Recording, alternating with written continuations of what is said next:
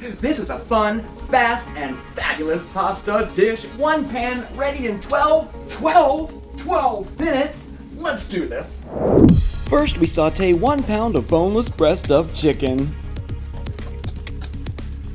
Next, we add our veggies. That'll be peppers, onions, mushrooms, and zucchini. And all these fresh herbs. Parsley, basil, oregano, and garlic, about a tablespoon each. Now we add 1 can of diced tomatoes, Italian style of course. And 1/3 cup of grated Parmesan cheese. And 1 package of ready-made pasta.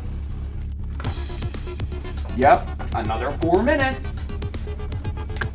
Sprinkle with more Parmesan cheese. And that's all there is to it.